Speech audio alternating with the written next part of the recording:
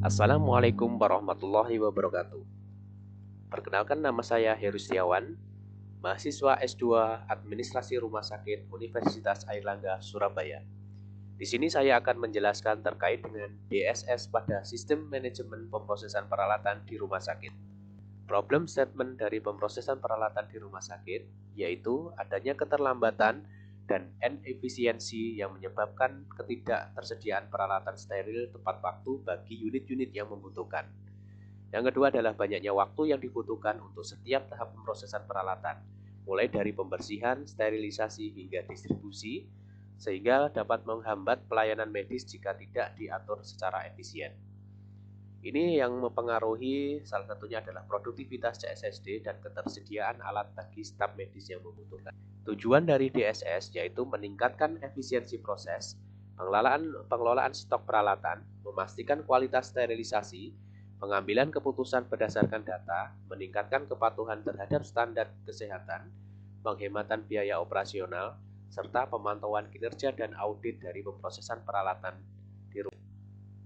Manfaat dan benefit DSS yaitu adanya keakuratan dalam pemrosesan data, efisiensi dalam pengelolaan stok dan inventarisasi, peningkatan kecepatan pengambilan keputusan, monitoring dan pengawasan standar kualitas peralatan, mengurangi biaya operasional, kemudahan pelaporan dan audit dalam pemrosesan peralatan. Ini adalah gambaran main up dari pemrosesan peralatan yang ada di rumah sakit, di mana pemrosesan peralatan di rumah sakit dibagi menjadi dua. Yang pertama adalah pemrosesan di CSSD dan pemrosesan di unit. Pemrosesan di unit hanya sebatas pengguna dan pemrosesan sederhana yang nanti akan diserahkan ke CSSD untuk dilakukan pemrosesan secara mendalam, mulai dari penerimaan, pembersihan, pengemasan, pelabelan, penyeterilan, penyimpanan, pendistribusian, dan monitoring peralatan. Pada DSS kali ini, saya akan memfokuskan terkait dengan penyimpanan peralatan di rumah sakit. Ini adalah gambaran main up dari pemrosesan ataupun penyimpanan peralatan di rumah sakit. Penyimpanan peralatan di rumah sakit terdapat di dua tempat, yaitu penyimpanan di unit dan penyimpanan di CSSD. Penyimpanan di unit dilakukan pemantauan mulai dari tempat penyimpanan, suhu kelembapan, serta masa penyimpanan dari alat tersebut. Begitu juga di CSSD, di mana alat-alat yang banyak di CSSD berasal dari kamar operasi, mulai dari pemantauan penyimpanan, pemantauan tempat, suhu kelembapan, serta masa dari pemrosesan peralatan yang sudah dilakukan. Influence diagram DSS meliputi ketersediaan peralatan, di mana semuanya ditunjang dari semua unit yang memakai peralatan kesehatan dan akan segera dilakukan pemrosesan di CSSD.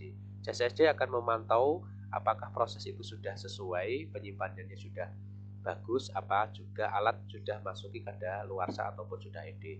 Jika pemantauan atau alat yang dilakukan belum sesuai, maka harus segera dilakukan. Ini gambaran secara detailnya terkait dengan alur dari pemrosesan peralatan, mulai alat yang dipakai, dilakukan pengantaran penyerahan ke CSSD, dan dilakukan pencatatan baik jumlah maupun jenisnya.